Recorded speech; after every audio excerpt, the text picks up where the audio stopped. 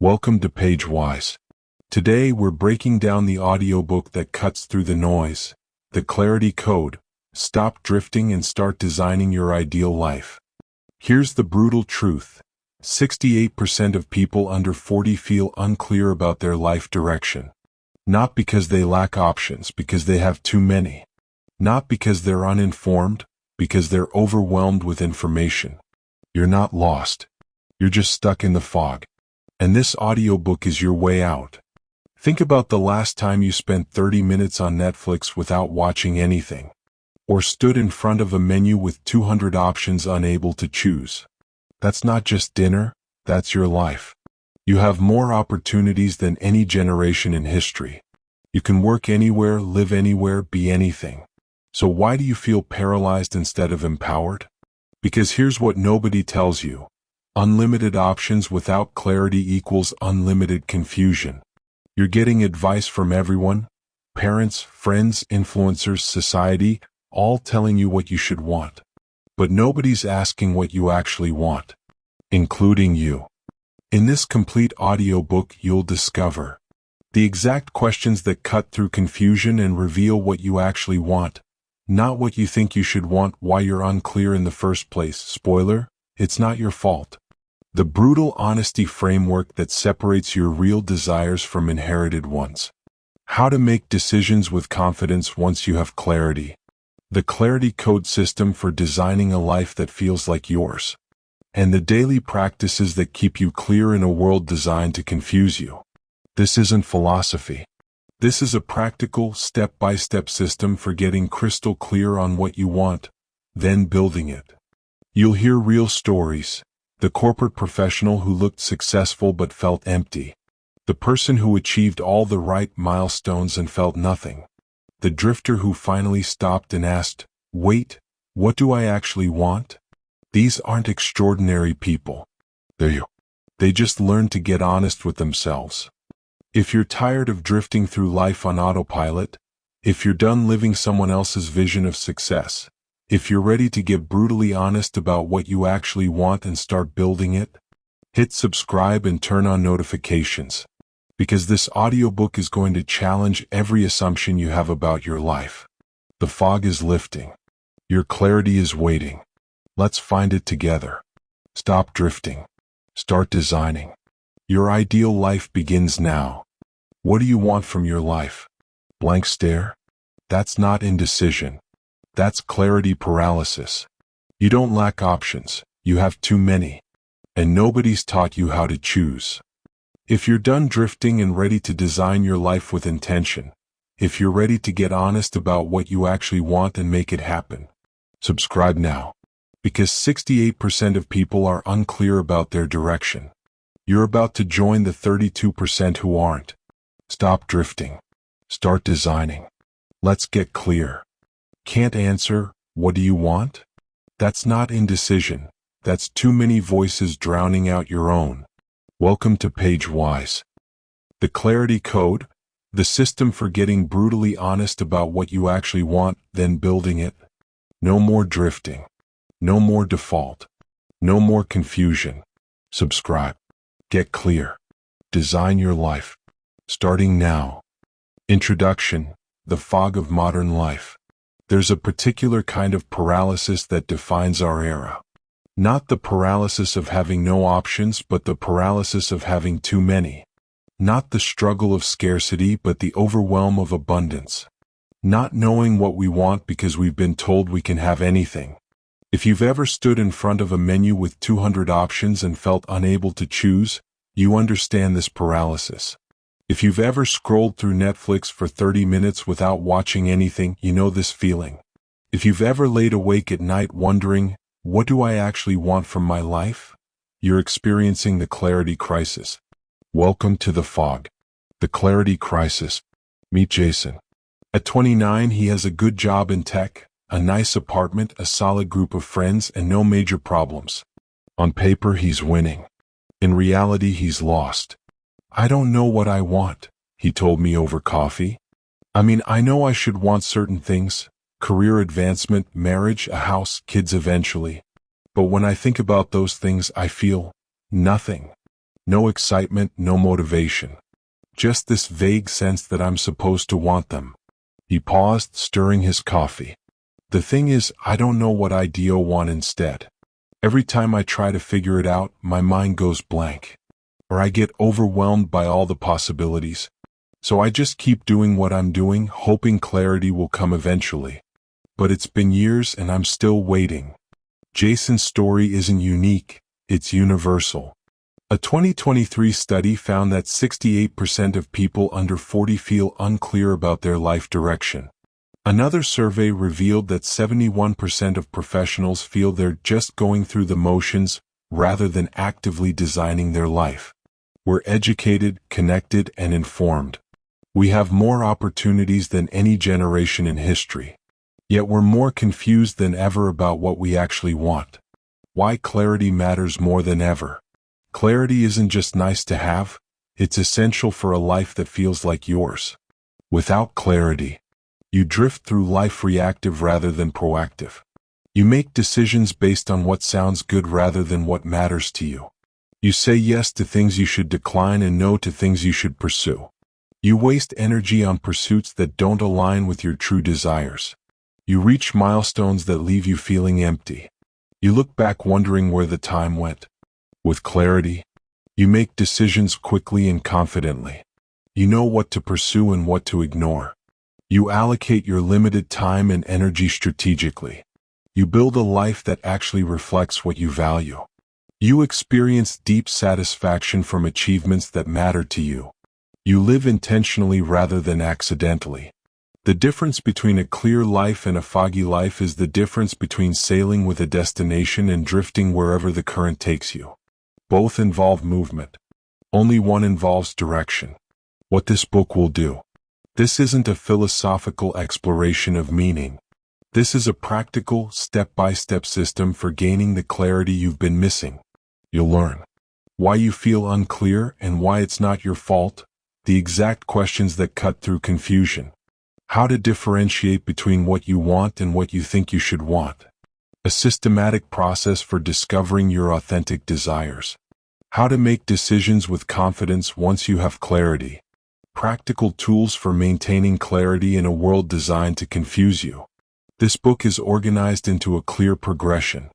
Part 1. Understanding the fog, why you're unclear and what's making it worse. Part 2. The clarity questions, specific questions that reveal what you actually want. Part 3. The decision framework, how to make choices aligned with your clarity. Part 4. Designing your life, building a life that reflects what you've discovered. Part 5. Maintaining clarity, staying clear in a confusing world. By the end, you won't just understand clarity, you'll have it. You'll know what you want. You'll have a roadmap to get there. And you'll have the tools to maintain that clarity for life. How to use this book. This is a workbook, not just a book. Passive reading won't create clarity. Active engagement will. You'll need a journal or notebook dedicated to this process. Honest self-reflection. No one else will read your answers. Time and space for deep thinking, not while multitasking. Patience with yourself. Clarity doesn't come instantly. Some exercises will feel easy. Others will feel uncomfortable. That's when you're getting close to truth. Don't skip the uncomfortable parts. They're where the breakthrough happens. A personal note. 5 years ago I was the king of drift. Successful by external measures, completely unclear internally. I had achieved goals that never felt like mine. I was living a life that looked good in photos but felt hollow in reality. The turning point came when a mentor asked me a simple question. If you could design your ideal day from scratch, what would it look like? I couldn't answer. I had no idea. I'd spent so many years doing what I thought I should do, what others expected, what seemed smart or practical or impressive, that I'd completely lost touch with what I actually wanted. That question haunted me for weeks. Eventually, it led me to develop the system you're about to learn. The process of gaining clarity changed everything, not just what I do but how I feel doing it. I wrote this book because I believe clarity is the foundation of a life well lived. And I believe you deserve to live a life that's crystal clear on what matters to you. Let's begin. Chapter 1. Why you're unclear. The paradox of choice. In 2000, psychologists Sheena Iyengar and Mark Lepper conducted a famous experiment at a grocery store. They set up a tasting booth with jams. In one condition they offered 24 varieties. In another they offered just 6. The results were striking. 60% of shoppers stopped at the 24 jam display. Only 30% stopped at the 6 jam display. But here's the twist. 30% of people who saw 6 jams made a purchase. Only 3% of people who saw 24 jams bought anything. More options created more interest but less action. What? Decision paralysis. Your life is the 24 jam display. You can be anything, do anything, go anywhere, pursue any career, live in any city, adopt any lifestyle. The options are overwhelming. So instead of choosing deliberately, you drift into whatever's easiest or most expected. The abundance of choice that should empower you instead paralyzes you. The influence overload. Your grandparents had a relatively small circle of influence. Family, neighbors, local community, maybe a few national figures through TV or newspapers. You have millions. Every day you're exposed to friends' curated highlight reels on social media. Influencers promoting their version of the good life. Advertisers selling you products and lifestyles. Media personalities sharing their opinions. Celebrities modeling different ways of living. Algorithms serving you content based on engagement, not accuracy. Each influence is a voice telling you what you should want. The successful entrepreneur says you should want freedom and wealth. The minimalist says you should want simplicity. The traveler says you should want adventure. The parent influencer says you should want family. The wellness guru says you should want health and mindfulness. All of them are convincing. All of them make sense. None of them might be right for you. With so many voices in your head, how can you hear your own?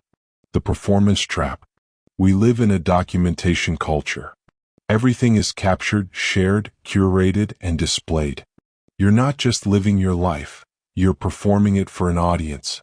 This creates a dangerous pattern. You start wanting things not because they genuinely appeal to you, but because they'll look good to others. Sarah wanted to travel Southeast Asia because everyone she followed on Instagram was doing it. She saved for a year, quit her job, bought a plane ticket. 2 weeks into the trip, she realized she hated it. She missed her routine, her friends, her comfortable apartment.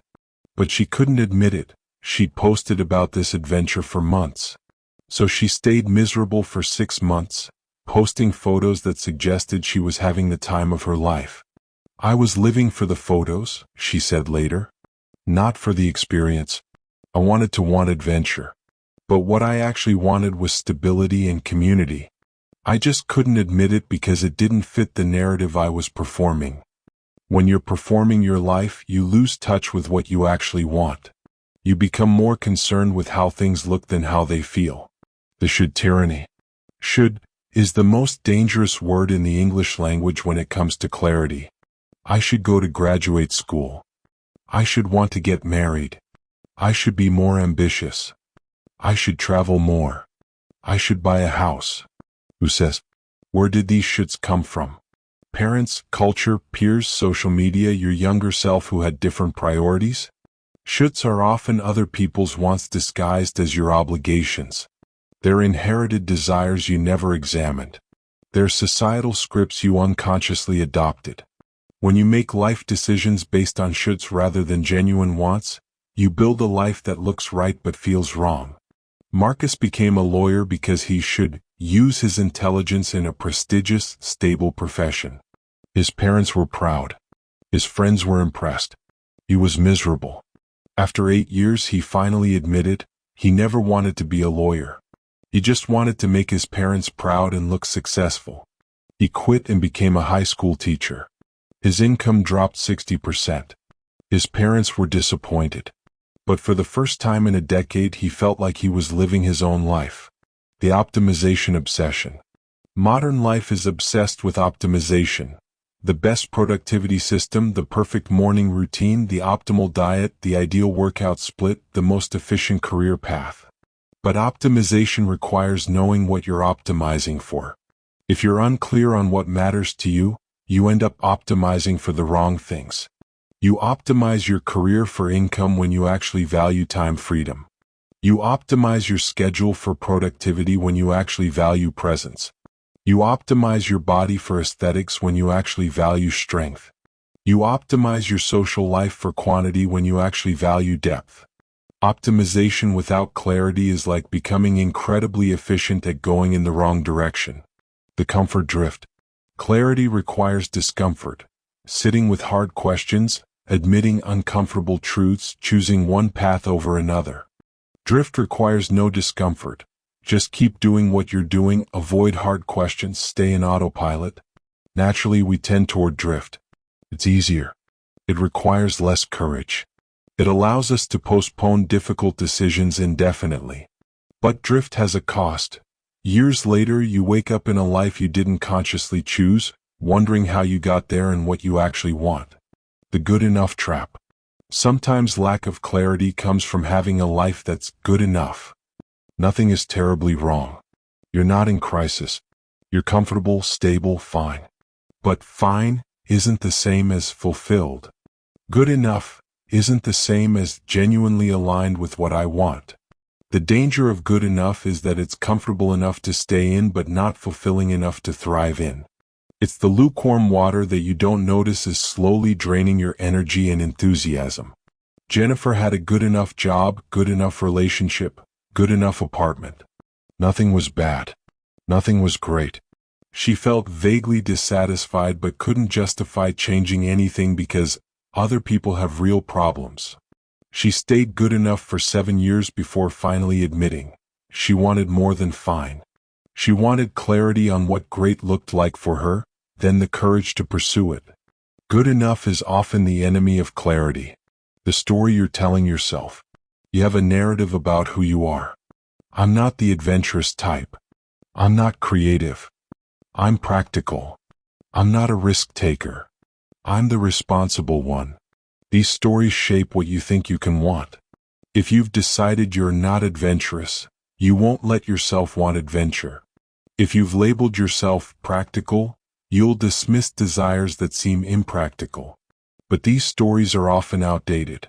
They're based on who you were at 15 or who your family said you were, or who you had to be in a previous chapter of life.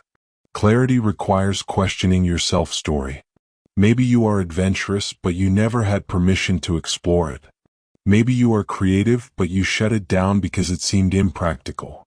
Your story about yourself might be the biggest obstacle to clarity about what you actually want. Chapter 2. The Foundation, Getting Honest with Yourself. The Honesty Problem. The biggest barrier to clarity isn't lack of knowledge, it's lack of honesty. Specifically, honesty with yourself about what you actually want versus what you think you should want. This is harder than it sounds. We lie to ourselves constantly, often without realizing it. I want a prestigious career, when you actually want financial security and your parents' approval. I want adventure, when you actually want an interesting Instagram feed. I want a relationship, when you actually want to stop being asked why you're still single. I want success, when you actually want to feel valuable. These aren't conscious lies. They're unconscious self-deceptions, ways of making your desires socially acceptable or consistent with your self-image. But you can't get clear on what you want until you're brutally honest about what you currently think you want and why. The wants versus wants to want distinction. There's a crucial difference between what you want, genuine desires that excite you when you imagine them. What you want, desires you think you should have that sound good but don't actually pull you forward. Examples. Wanting to want fitness. You think you should want to exercise and be in great shape. You follow fitness accounts, buy workout gear, join a gym. But you never actually go because deep down, you don't genuinely want it enough to prioritize it. You want it. Actually wanting fitness. When you imagine being strong and healthy, you feel excited. You naturally think about ways to move. You prioritize it because it genuinely matters to you, not because it should. Wanting to want minimalism. It looks so peaceful in photos. You think you should want less stuff, a simpler life. But you actually love collecting things, surrounding yourself with objects that have meaning. You want minimalism because it seems enlightened, but you don't actually want it. Actually wanting minimalism, the thought of a sparse, uncluttered space genuinely excites you. You feel lighter when you let things go. You naturally gravitate towards simplicity.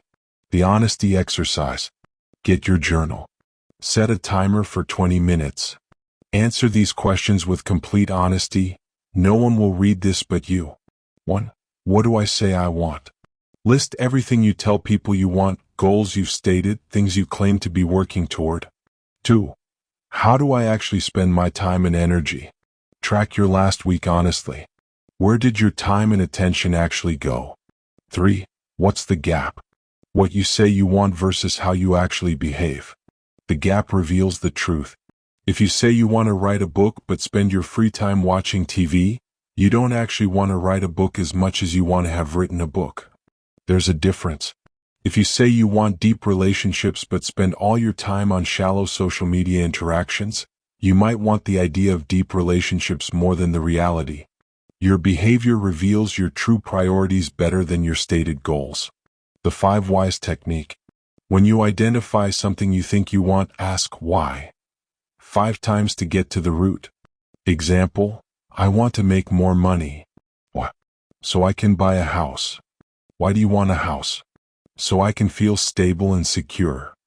Why do you want to feel stable and secure? So I can stop worrying about the future. Why do you want to stop worrying? So I can relax and be present. The real desire isn't money or a house, it's peace of mind and presence. Once you know that, you might find other paths to the same destination that don't require making more money. Another example, I want to travel the world. What? So I can have interesting experiences. Why do you want interesting experiences? So I can grow and learn. Why do you want to grow and learn? So I can become a more interesting, capable person. Why do you want that? So I feel like I'm living fully rather than wasting my potential. The root desire is living fully and developing your potential. Travel might be one path, but so might deep skill development, challenging projects, or meaningful relationships. The 5 whys reveals what you're really after, which often opens up more possibilities than your surface desire suggested. Permission to want what you want. Here's a radical idea. You're allowed to want what you want even if other people wouldn't want it.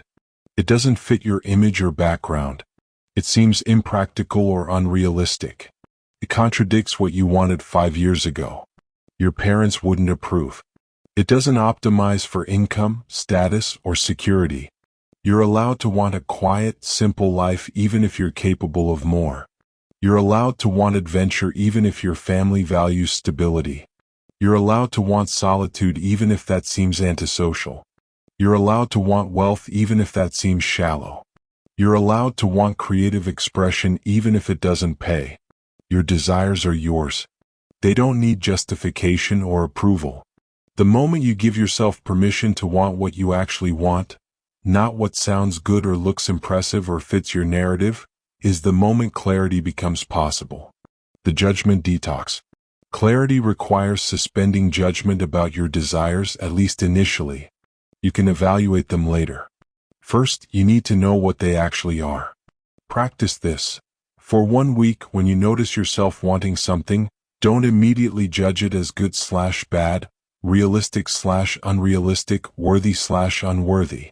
Just notice it and write it down. I want to quit my job and travel for a year. I want to stay in my hometown forever. I want a huge family. I want to never have kids. I want to be famous. I want to be anonymous. All of it. No judgment. Just honest noticing. You'll be surprised what emerges when you stop censoring yourself. Chapter 3, The Clarity Questions. The power of the right questions. Clarity doesn't come from finding the right answers. It comes from asking the right questions. Most people are trying to answer questions they've never properly asked. The following questions are designed to bypass your conscious defenses and tap into deeper truth. Don't rush them. Sit with each one. Write freely without editing. Question 1. The Deathbed Test. If I'm on my deathbed at 85 looking back on my life, what will I regret not doing or not trying? This isn't morbid, it's clarifying. The deathbed test reveals what truly matters by removing the noise of daily life. Research on end-of-life regrets shows consistent patterns. I wish I'd had the courage to live a life true to myself, not the life others expected. I wish I hadn't worked so hard. I wish I'd stayed in touch with friends. I wish I'd let myself be happier. I wish I'd had the courage to express my feelings. Notice what's not on the list. I wish I'd bought a bigger house. I wish I'd made more money. I wish I'd been more productive. When you imagine your deathbed, the trivial falls away. What remains is what actually matters to you. Write your answer.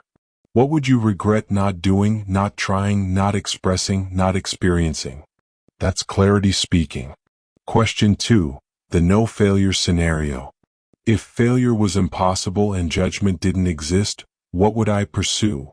This question removes two major obstacles to clarity: fear of failure and fear of judgment. Often you can't access what you really want because you've pre-rejected it as unrealistic or you're afraid of what others would think. Remove those constraints. In this hypothetical world, you cannot fail. Everything you attempt succeeds. No one judges you. Everyone supports your choices. Resources aren't limited. Money and time are abundant. Now what would you do? What would you create? How would you spend your time? What would you learn? Where would you live? What would you try? The answer reveals desires you've been suppressing because they seem too risky or too far from others' expectations. You might not be able to pursue these desires exactly as imagined, but knowing they exist is the first step toward finding realistic approximations. Question 3. The perfect day. What would my ideal Tuesday look like, from waking up to going to sleep? Not your ideal vacation day or special occasion. Your ideal normal day. The day you'd want to repeat most days of your life. Be specific. What time do you wake up? What's the first thing you do? Where do you live? Describe your surroundings. Who, if anyone, is with you? What work do you do? How many hours? How do you move your body? What do you eat?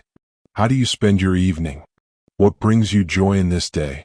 This question reveals lifestyle preferences you might be ignoring. If your ideal day involves waking at 10 a.m. and working in solitude, but your current life requires 6 a.m. wake-ups and constant meetings, there's a mismatch. If your ideal day includes physical movement, creative work, and deep relationships, but your current days are sedentary, routine, and isolated, you've found important information. Your ideal day shows you what components need to be in your life for you to feel fulfilled. Question 4. The energy audit. What activities or situations consistently give me energy versus drain my energy?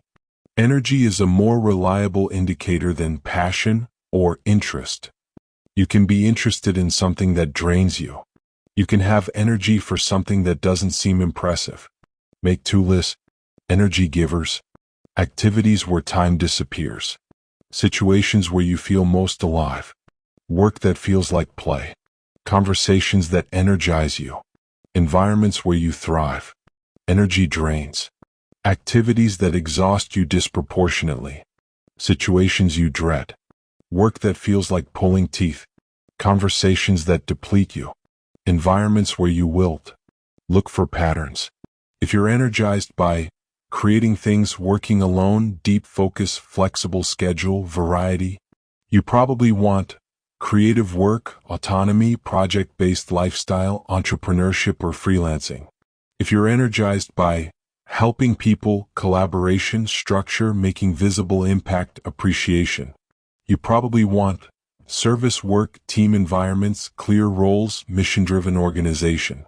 If you're energized by learning, research, analysis, solving complex problems, expertise, you probably want intellectual work, academic or research settings, opportunities for deep specialization. Your energy patterns reveal what kind of life would suit you, regardless of what seems prestigious or practical. Question 5. The values hierarchy. If I could only have 5 things/qualities in my life, what would they be? This forces prioritization, which is essential for clarity. You can't have everything. What matters most? Common values include freedom, security, adventure, stability, creativity, impact, relationships, solitude, growth, comfort, challenge, recognition, autonomy, belonging, wealth, simplicity, status, meaning, pleasure, achievement, peace, excitement. Choose your top 5. Then rank them. This is hard, that's the point. Now ask, is my current life aligned with these top 5 values, or am I spending my time and energy on values that aren't actually my priorities?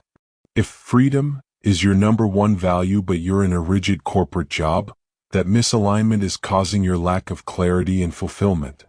If relationships are your number 1 value but you're constantly prioritizing work, you'll never feel clear or satisfied until you realign.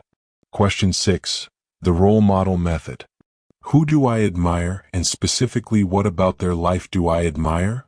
Pay attention to who you're drawn to, but dig deeper than surface admiration. You admire Elon Musk, but what specifically? His wealth? His impact? His willingness to take massive risks? His visionary thinking? His work ethic? You admire a local teacher. What specifically? The visible impact on students? The work-life balance? The intellectual stimulation? The community respect?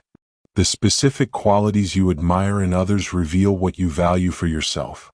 Make a list of 5 to 10 people you genuinely admire, famous or personal contacts. For each, write specifically what you admire. Look for patterns. If you consistently admire people who built businesses, took risks, achieved financial freedom, you likely want entrepreneurship, autonomy, wealth building. If you consistently admire people who mastered a craft, achieved expertise, are respected in their field, you likely want deep skill development, recognition for excellence, mastery. If you consistently admire people who travel extensively, have diverse experiences, live unconventionally, you likely want adventure, variety, freedom from convention. Your admiration is a mirror showing you what you want for yourself. Question 7. The elimination test. If I could eliminate one source of stress or obligation from my life, what would it be? What you want to eliminate reveals what you don't actually value as much as you think you should. If you'd eliminate your busy social calendar, you value depth over breadth in relationships. If you'd eliminate your commute, you value time, flexibility, and possibly remote work. If you'd eliminate client demands, you value autonomy over service work. If you'd eliminate financial worry, security is a key value worth prioritizing. Often we think we need to ADD things to be happy. Sometimes clarity comes from realizing what we want to subtract. Question 8. The advice to your younger self. If I could give my 18-year-old self one piece of advice about designing a life, what would it be? This question accesses hard-won wisdom. You know things now that you wish you'd known then. What are they? Don't choose a career just because it's prestigious. Prioritize relationships over achievements. Start building financial freedom early. Don't wait to pursue creative work. Travel before you have major responsibilities. Take risks while you can afford to fail. Whatever advice emerges is probably something you should still be applying. It's not too late to course correct based on your own wisdom. Question 9. The money is no object test. If I had $10 million in the bank, how would I spend my time? This removes financial pressure from the equation and reveals what you'd do if you didn't need income. Some people discover they do exactly what they're doing, great alignment. Most people discover they'd make significant changes. If you'd quit your job immediately, that's important information. What would you do instead? That's your real desire. If you keep working but change how or where or how much, that's also important information. Pay attention not just to what you'd stop doing, but what you'd start doing. Those starts are your suppressed desires waiting for permission. Question 10. The eulogy exercise. What do I want people to say about me at my funeral? This is similar to the deathbed test but focuses on legacy and impact. Do you want to be remembered as someone who achieved great things professionally? Someone who was there for people? Someone who created beauty or meaning? Someone who lived adventurously? Someone who made people laugh? Someone who fought for what they believed in? Your desired eulogy reveals what kind of person you want to be, which informs what kind of life you should build. Chapter 4. From Clarity to Decision. The gap between knowing and doing. You've done the exercises. You have more clarity about what you actually want. Now comes the hard part, making decisions and taking action based on that clarity. This is where most people get stuck. They gain insight, feel excited, then nothing changes. What? Fear.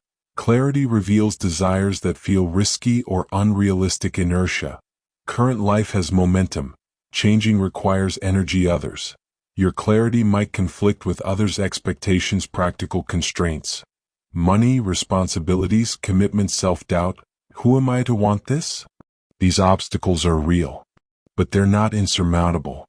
What you need is a decision framework that acknowledges reality while still moving you toward your clarity. The decision matrix. When facing any significant decision, evaluate it through 4 lenses. 1. Alignment with core values. Does this decision honor my top 5 values, or does it violate them? Any decision that consistently violates your core values will lead to dissatisfaction, regardless of other benefits. 2. Energy impact. Will this decision give me energy or drain it? You can tolerate some energy drain for the sake of growth or necessary responsibilities, but a life built primarily on energy-draining choices is unsustainable. 3. Long-term trajectory. Where does this path lead in 5 to 10 years? Does that destination align with my clarity, or am I heading somewhere I don't actually want to go? 4. Reversibility. Is this decision reversible? Reversible decisions carry less risk and can be made more quickly. Irreversible decisions require more careful consideration but shouldn't be avoided out of fear. Example. Decision. Should I quit my corporate job to freelance? Alignment. My top values are freedom and creativity. Corporate job provides security but violates freedom and creativity. Freelancing would align better. Energy. Current job drains me. The thought of freelancing energizes me. Long term. Corporate path leads to more money and security but less freedom. Freelance path leads to more autonomy and creative work but requires building my own security. Freelancing aligns better with my long-term desired lifestyle. Reversibility. Somewhat reversible. I could freelance for a year and return to corporate if it doesn't work. Not zero risk, but not irreversible. This analysis doesn't make the decision for you, but it clarifies whether the decision moves you toward or away from your stated clarity. The two-way door versus one-way door. Jeff Bezos distinguishes between 2 types of decisions. Two-way doors, reversible decisions. You can walk through, test it, and come back if needed. These should be made quickly with less analysis. Examples: trying a new hobby, testing a side business, taking a short-term role, moving to a new city. You can move back. One-way doors, irreversible or costly to reverse. Require more careful thought. Examples: having children, major career changes requiring extensive retraining, selling a business. Most decisions are two-way doors, but we treat them like one-way doors, leading to paralysis. If a decision is a two-way door, make it faster. Test and learn. You can always come back. The regret minimization framework. Another Bezos principle. When facing a decision, project yourself to age 80 and ask, will I regret not doing this? This is particularly useful for decisions involving risk or uncertainty. Will 80-year-old me regret not taking this chance? Will I regret playing it safe here? Will I regret not pursuing this desire? Often the answer clarifies the decision. We tend to regret chances not taken more than chances that didn't work out. The hell yes or no method. From entrepreneur Derek Sivers, if you're not saying hell yes to something, say no. This applies to opportunities, commitments, relationships, purchases. If it's not a clear yes, it's a clear no. Why? Because you have limited time and energy. Spending them on maybe or I guess opportunities means you have less for the hell yes opportunities. This doesn't mean only do things you're excited about. Some responsibilities aren't exciting but necessary. It means for discretionary choices, only say yes to what genuinely excites you. Example, you're invited to join a committee. It's fine. Might be good for networking. But you're not excited about it. Hell yes or no principle, say no. Free up that time for something you are excited about. The October 10th 10 Rule. From author Susie Welch. When making a decision, ask yourself, how will I feel about this in 10 minutes? How will I feel about this in 10 months? How will I feel about this in 10 years? This provides perspective across different time horizons. Example, should I quit my job to travel? 10 minutes, terrified but excited 10 months, probably grateful I took the chance, even if it's challenging 10 years, likely won't regret the experience, might regret not doing it. This often reveals that short-term discomfort is worth long-term alignment. The clarity compass. Create a literal or metaphorical compass for decision-making. North, toward your clarity, decisions that move you toward your ideal life, honor your values, use your strengths, energize you. South, away from your clarity, decisions that move you away from your ideal life, violate your values, drain your energy. East/West, neutral decisions that don't significantly impact your clarity either way. For any decision, ask, does this point me north, south, or east/west? Only say yes to north decisions unless there's a compelling short-term reason otherwise. Making peace with trade-offs. Every decision involves trade-offs. Clarity doesn't eliminate trade-offs, it helps you make them consciously.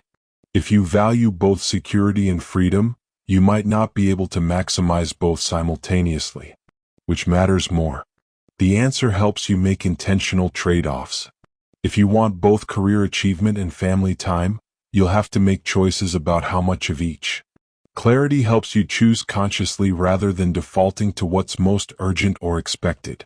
The goal isn't to avoid trade-offs, it's to make them deliberately based on your actual priorities. Chapter 5. Designing your ideal life. From clarity to blueprint. You have clarity about what you want. You have a framework for making decisions. Now you need a practical plan for building a life that reflects your clarity. This isn't about a total life overhaul, though it might be. It's about strategically designing your life across key domains to align with what you've discovered about yourself. The Life Design Canvas. Map your current life and ideal life across 7 key domains. 1. Work/career. Current, what you do for income, how much time it takes, how it feels. Ideal, work aligned with your values, using your strengths, providing appropriate energy/fulfillment balance. 2. Relationships. Current, who you spend time with, quality of connections, energy they provide/drain. Ideal, deep connections with people who support your growth, healthy boundaries with energy drains. 3. Health/body. Current, how you treat your body, energy levels, fitness, health status. Ideal, physical vitality that supports your other goals, sustainable health practices. 4. Environment. Current, where you live, your daily surroundings, your living situation. Ideal, environment that energizes you, supports your priorities, feels like home. 5. Growth/learning. Current, how you're developing skills, knowledge, capabilities. Ideal, continuous growth in areas that matter to you, learning that feels exciting. 6. Contribution. Current, how you're serving others or contributing beyond yourself. Ideal, meaningful contribution that aligns with your values and uses your gifts. 7. Joy/play. Current, how you experience pleasure, fun, lightness, play. Ideal, regular joy and play integrated into your life, not just deferred to weekends or vacations. For each domain, rate your current situation 1 to 10. Where are the biggest gaps between current and ideal? Those are your design priorities. The priority pyramid. You can't change everything at once. Prioritize based on foundation, what needs to be solid for everything else to work. Usually, financial stability, basic health, safe environment. Core, what would improve multiple domains simultaneously? Example, if work is draining you and taking all your time, improving work situation would free energy for relationships, health, growth, etc. Enhancement, what would make a good life great? The refinements and optimizations that come after foundation and core are solid. Start with foundation if it's unstable. If foundation is solid, focus on the core domain with biggest gap between current and ideal. The bridge strategy. The gap between current and ideal can feel overwhelming. You need a bridge, a series of steps that move you from here to there. Step 1. Define the destination clearly, not just, I want a better job, but, I want creative work with autonomy, 4-day work week, remote flexibility, doing specific type of work. Step 2.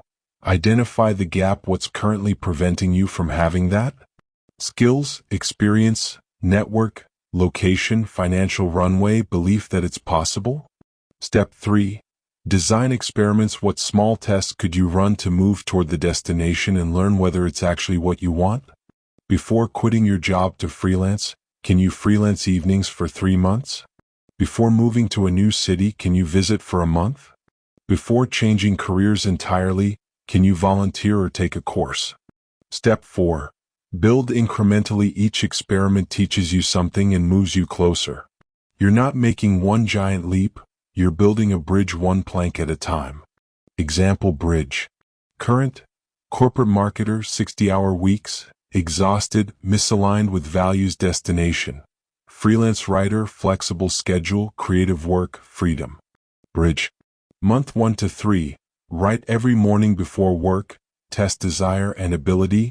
Month 4 to 6, start taking freelance projects on weekends, test market demand. Month 7 to 9, build portfolio and client relationships, build foundation. Month 10 to 12, reduce corporate hours if possible, increase freelance, test transition. Month 13 to 15, build financial runway, 6 months expenses saved. Month 16, transition to freelance full-time. Not a leap, a bridge. The lifestyle design worksheet. For your ideal life, define specifically. Time. What time do you wake up? How many hours do you work? How much discretionary time do you have? How much time with people versus alone? Money. How much do you need to live your ideal life? What are you willing to trade for more/less money? What's your minimum viable income? Location. Where do you want to live? City size, climate, culture, proximity to family/friends? How important is location to your fulfillment? Do you want to travel extensively or put down roots? Daily structure. Do you thrive with routine or variety? Do you want structured days or flexible flow? When are you most productive? Most creative? Most social? Social. How many close relationships do you want to maintain? What balance of social versus solitude energizes you? What kind of community do you want? Work. Employment or entrepreneurship?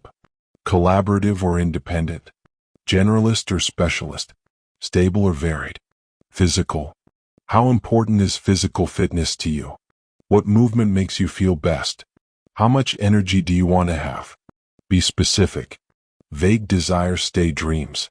Specific designs become plans. The 5-year vision. Write a detailed description of your life 5 years from now, assuming things go well. Where do you live? Describe your home and neighborhood. Who do you live with? What's your work? Describe a typical work day. Who are your closest relationships? How do you spend weekends? What have you learned or mastered? How do you feel in your body? What brings you the most satisfaction? Write in present tense as if it's already true. I wake up at 7 a.m. in my cottage near the coast. I make coffee and write for 2 hours before. This vision becomes your North Star. Decisions that move you toward this vision are green-lighted. Decisions that move you away are questioned. The constraint audit. What are your actual constraints versus assumed constraints? Actual constraints. Responsibilities, children, elderly parents, financial obligations, hard skills that take time to develop. Physical limitations. Legal or contractual commitments. Assumed constraints. I can't move cities, says who? I can't change careers at my age. Many people do. I need this level of income. Do you really? I couldn't do that kind of work. Have you tried? Question every constraint. Some are real. Many are assumptions you've never examined. The subtraction strategy. Sometimes designing your ideal life is less about adding new things and more about removing what doesn't serve you. What to subtract? Toxic relationships. People who consistently drain you, undermine you, or pull you away from your values. Energy vampires. Commitments that take disproportionate energy for minimal value. Misaligned work. Jobs or projects that violate your core values. Numbing behaviors. Excessive social media, drinking, TV, shopping, anything you use to avoid rather than engage with life. Other people's goals. Pursuits you only care about because someone else thinks you should. Clutter. Physical, digital, mental clutter that creates overwhelm. Addition gets attention. But subtraction creates space for what matters. The accountability structure. Designing your life requires follow-through. Create accountability. 1. Find an accountability partner, someone also committed to living with clarity. Weekly check-ins on progress, obstacles, insights. 2. Set up systems, don't rely on motivation. Build systems that make desired behaviors automatic. Schedule your priorities first, let everything else fit around them. Create environmental cues for behaviors you want. Remove friction for good choices, add friction for poor choices. 3. Track your progress, keep a simple log of actions taken toward your design. Progress builds momentum. 4. Review and adjust quarterly, every 90 days review. What worked? What didn't? What needs to change? Am I moving toward my vision or drifting? What's my next priority? 5. Celebrate milestones, acknowledge progress. You're building a life from scratch. That's worth celebrating. Chapter 6. Maintaining clarity in a foggy world. Why clarity fades. You've done the work. You have clarity. But here's the challenge. The world is constantly trying to confuse you again.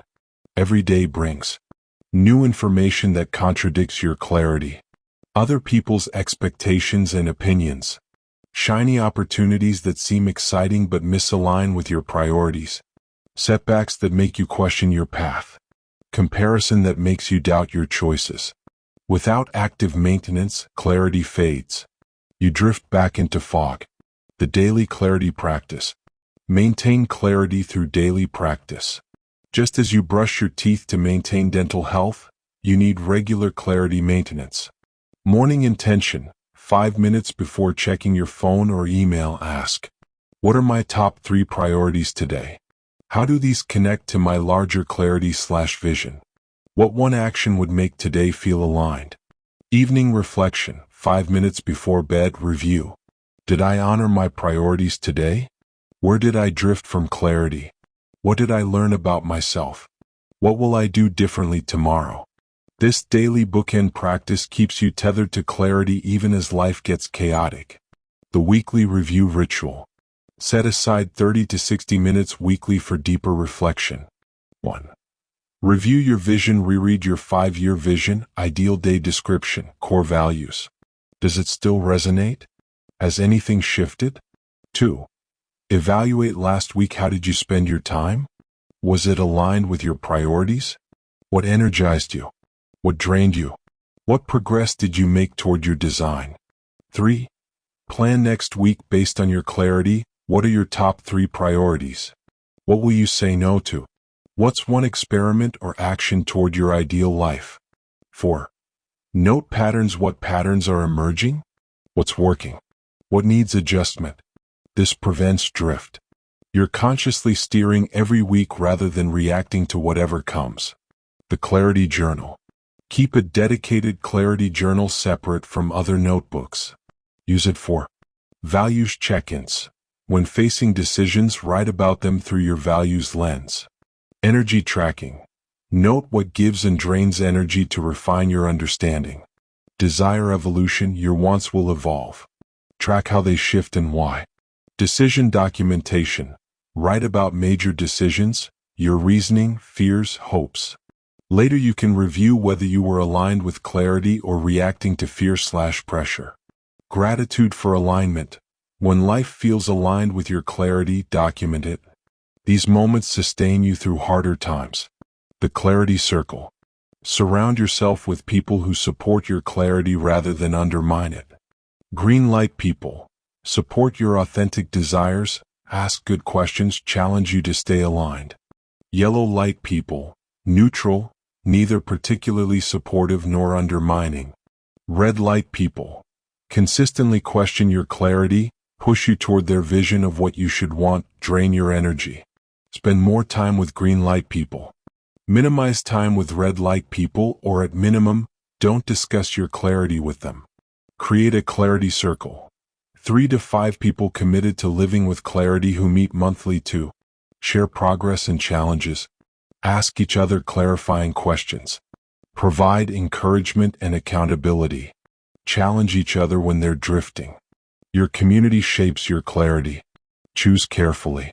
The comparison detox. Comparison is clarity's enemy.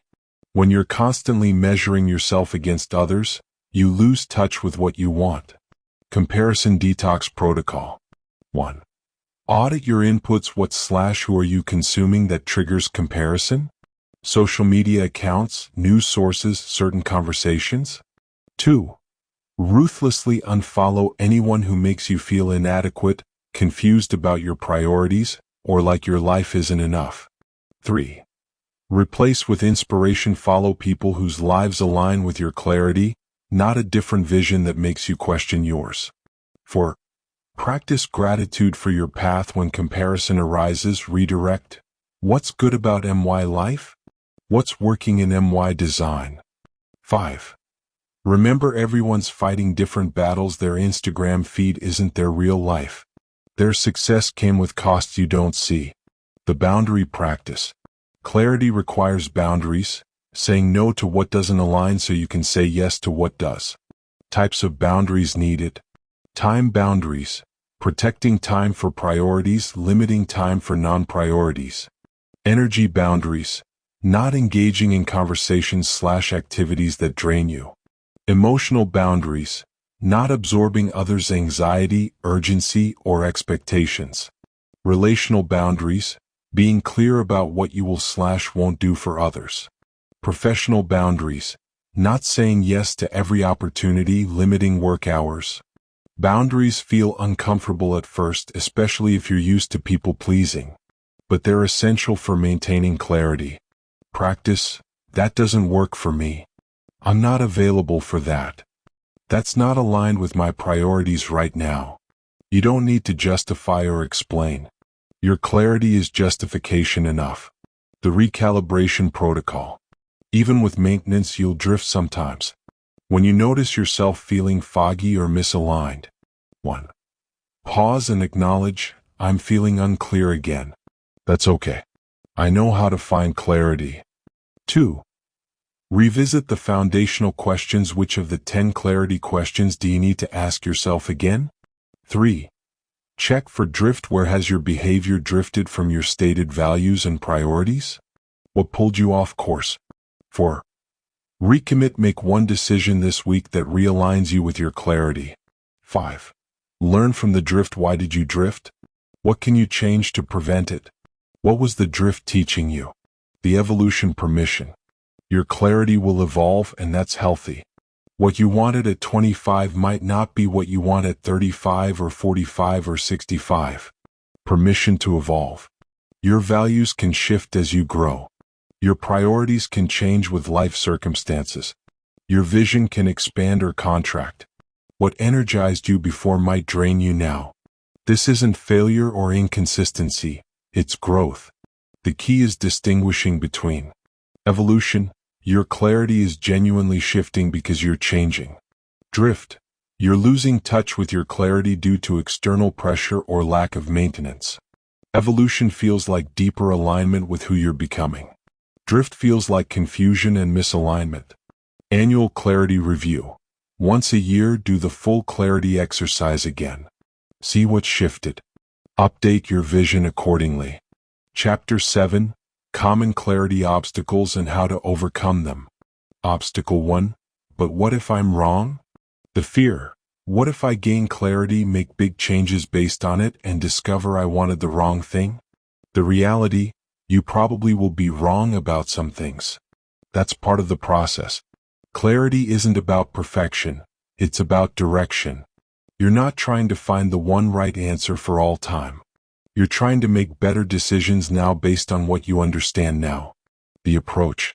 Use two-way door thinking. Test desires before making irreversible changes. Build bridges rather than burning them. Recognize that even wrong choices teach you something. Trust that you'll gain clarity through action, not just contemplation. You can't think your way to perfect certainty. You have to act your way to better understanding. Obstacle 2. Other people will disappoint. The fear.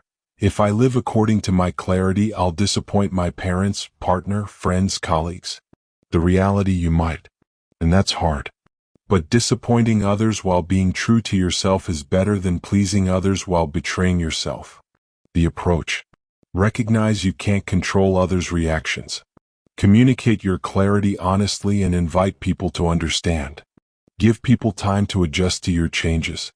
Accept that some relationships might change or end. Remember that people who love you want you to be fulfilled, even if they don't initially understand. You're not responsible for managing others' expectations of you. You're responsible for living in alignment with your own truth. Obstacle 3. I can't afford it. The fear. My clarity requires money I don't have. The reality. Some paths do require financial resources. But often, I can't afford it means I haven't figured out how to afford it yet. The approach. Distinguish between actual financial constraints and assumed ones. Get creative about pathways. Maybe you can't afford the full leap, but you can afford small steps. Build financial runway deliberately. Question whether your clarity actually requires as much money as you think. Consider that pursuing clarity might mean living more simply. Some of the most fulfilled people I know make very little money but have designed lives rich in what they value. Obstacle 4. It's too late. The fear. I'm too old, too far along the wrong path, too invested in current life. The reality. It's never too late to move toward clarity. You might not have 40 years to build a new career, but you have now through the end of your life. That's worth living well. The approach. Let go of all or nothing thinking. Any movement toward clarity is better than continued drift. Many people make major changes in their 40s, 50s, 60s, 70s. You don't need decades. You need direction. The best time was years ago. The second best time is now. Obstacle 5. I have responsibilities. The fear. I can't pursue my clarity because I have kids, aging parents, financial obligations, etc. The reality. Responsibilities are real constraints. But they're not absolute barriers. The question is, how can I honor my responsibilities and move toward my clarity? The approach. Don't use responsibilities as excuse to abandon clarity entirely. Find the overlap between responsibility and clarity. Sometimes living your clarity makes you better at your responsibilities, more energized, more present, better model for kids. Look for incremental movement rather than dramatic change. Involve your family in designing a life that works for everyone. Obstacle 6. What if my clarity is selfish? The fear. What I want seems self-focused or indulgent. The reality. Living according to your clarity is different from narcissism. Clarity leads to contribution because you're operating from fullness rather than emptiness. The approach. Distinguish between selfish, disregarding others, and self-aware, knowing yourself. Recognize that you can't pour from an empty cup. Your clarity likely includes contribution. Most people's does. Living inauthentically helps no one and burdens many. Self-betrayal creates resentment that damages relationships. Obstacle 7. I don't trust myself. The fear, what if my desires are misguided? What if I can't trust my own judgment? The reality, if you've been drifting for years, you might not trust yourself yet. That trust rebuilds through action. The approach. Start with small tests where stakes are low. Build self-trust incrementally by keeping promises to yourself. Distinguish between fear, which distorts perception, and intuition, which provides clarity. Get support from mentors or therapists if self-doubt is overwhelming. Remember that clarity comes from action, not before it. Conclusion. Your clarity journey begins now. You're at a choice point. You can close this book and return to the fog, to drifting, to default, to confusion about what you want. Or you can choose clarity. Choosing clarity means getting brutally honest about what you actually want versus what you think you should want. Asking yourself hard questions and sitting with uncomfortable answers. Making decisions that align with your values even when they're scary. Building a life deliberately rather than accepting what happens by default. Maintaining your clarity through daily practice and regular review. Evolving as you grow while staying rooted in what matters most to you. It's not the easier path. Drift is easier. Default is easier. Following the prescribed script is easier. But easier isn't better. Comfortable isn't fulfilling. Following the script doesn't lead to satisfaction. Clarity does. The first step. Your clarity journey doesn't start with a dramatic life change. It starts with one honest answer to one clear question. Right now, put your hand on your heart, close your eyes, take a deep breath, and ask yourself, what do I actually want? Not what you should want. Not what would impress others. Not what's practical or realistic or expected. What do you actually want? The answer might come immediately. Might take days. It might emerge gradually through the exercises in this book. But it will come. And when it does, you'll know. You'll feel it in your body, a sense of yes, that's it. That's your clarity speaking. Listen to it. The second step. Once you know what you want, ask, what's one action I can take this week that moves me toward it? Not a giant leap. Not a complete transformation. Just one small action in the right direction. That action might be having an honest conversation, researching options, setting a boundary, trying something new, saying no to what doesn't align, saying yes to what scares but excites you, scheduling time for what matters. One action this week, then next week another action, then another. That's how clarity becomes reality, not through one dramatic moment, but through hundreds of small, brave, aligned choices. The promise and the challenge. I can promise you this, living with clarity is more satisfying than drifting in fog. Designing your life is more fulfilling than accepting default. Honoring what you truly want is more rewarding than pleasing others. But I must also tell you, it requires courage. It asks you to disappoint some people. It demands that you trust yourself. It means facing fear and acting anyway. It requires ongoing effort to maintain. The question is, are you willing? Are you willing to get honest about what you want? Are you willing to make hard choices? Are you willing to disappoint others to honor yourself? Are you willing to face uncertainty? Are you willing to do the work of building rather than settling for what comes? If the answer is yes, even a scared, uncertain yes, then you're ready. Your life is waiting. Somewhere out there is a version of your life that aligns with your deepest values, where your days reflect what matters most to you, where your work uses your greatest strengths, where your relationships are deep and authentic, where you feel like you're living your life, not someone else's. That life doesn't happen by accident. It happens by design. And design starts with clarity. You have everything you need. The questions are in this book. The framework is laid out. The only missing ingredient is your commitment to use them. Stop drifting. Get clear. Start designing. Your ideal life is waiting for you to claim it. The clarity code is yours. Use it well.